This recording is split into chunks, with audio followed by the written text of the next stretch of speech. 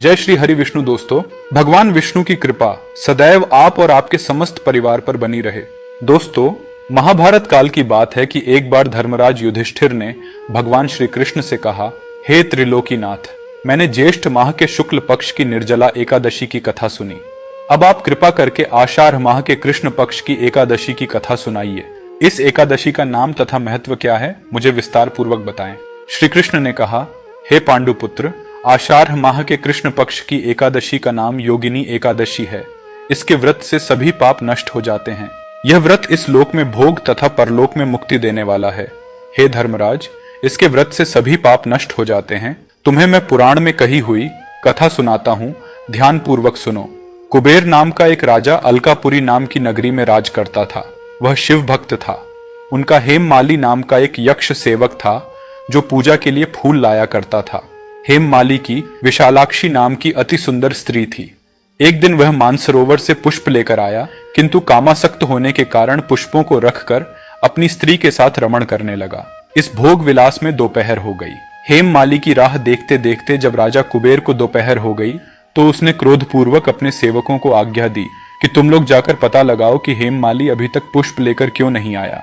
जब सेवकों ने उसका पता लगा लिया तो राजा के पास जाकर बताया, हे राजन, वह हेममाली अपनी स्त्री के साथ रमण कर रहा है। इस बात को सुन राजा कुबेर ने हेममाली को बुलाने की आज्ञा दी। डरा हुआ हेममाली राजा के सामने उपस्थित हुआ। उसे देखकर कुबेर को अत्यंत गुस्सा आया और राजा ने कहा, अरे अधम, तूने मेरे परम पूजनीय देवों के भी देव भगवान शिवजी का अपमान किया है। मैं तुझे शाप देता हूं कि तू स्त्री के वियोग में तड़पे और मृत्युलोक में जाकर कोढ़ी का जीवन व्यतीत करे। कुबेर के शाप से वह तत्क्षण स्वर्ग से पृथ्वी पर आ गिरा और कोढ़ी हो गया। उसकी स्त्री भी उससे बिछड़ गई। मृत्युलोक में आकर उसने अनेक भयंकर कष्ट भोगे, किंतु शिव की कृपा से उसकी बुद्धि मलिन न हुई और उसे पूर्व जन्म की भी सुध रही। अनेक कष्टों को भोगता हुआ तथा अपने पूर्व जन्म के कुकर्मों को याद करता हुआ वह हिमालय पर्वत की तरफ चल पड़ा। चलते चलते वह मार्कंडेय ऋषि के आश्रम में जा पहुंचा। वह ऋषि अत्यंत वृद्ध तपस्वी थे। वह दूसरे ब्रह्मा के समान प्रतीत हो रहे थे और उनका वह आश्रम ब्रह्मा की सभा के समान शोभा दे रहा था। ऋषि को देखकर हेममाली वहां गया और उन्हें प्रणाम करके उनके चरणों में गिर पड़ा। हेममाली को देखकर मार्कंडेय ऋषि ने कहा, तूने कौन से निकृष्ट कर्म किए हैं जिससे तू कोढ़ी हुआ और भयानक कष्ट भोग रहा है। महर्षि की बात सुनकर हेममाली बोला, हे मुनिश्रेष्ठ, मैं राजा कुबेर का अनुचर था। मेरा नाम हेममाली है। मैं प्रतिदिन मानसरोवर से फूल लाकर शिव पूजा के समय कुबेर को दिया करता था। एक दिन पत्नी सहवास के सुख में फंस जाने के कारण मुझे समय का ज्ञान ही नहीं रहा और दोपहर तक पुष्प न पहुंचा सका।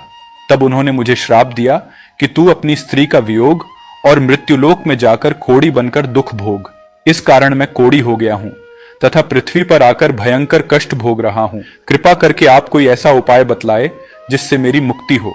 मार्कंडेय ऋषि ने कहा, हे हेममाली, तूने मेरे सम्मुख सत्य वचन कहे हैं, इसलिए मैं तेरे उद्धार के लिए एक व्रत बताता हूं।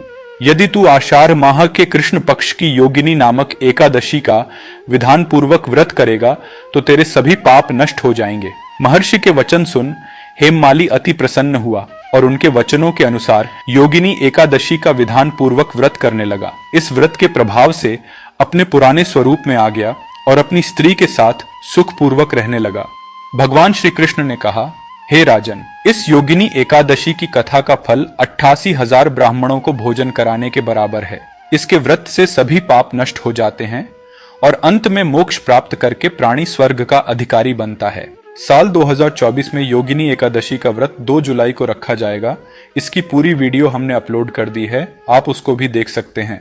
और यदि आपके घर में भी माताएं बहनें इस व्रत को रखती हैं तो उन तक ये वीडियो जरूर शेयर करिएगा। और वीडियो पसंद आई हो तो वीडियो को लाइक करें और ऐसे ही धार्मिक वीडियोस के लिए हमारे चैनल को आज ही सब्सक्राइब करें। धन्यवाद।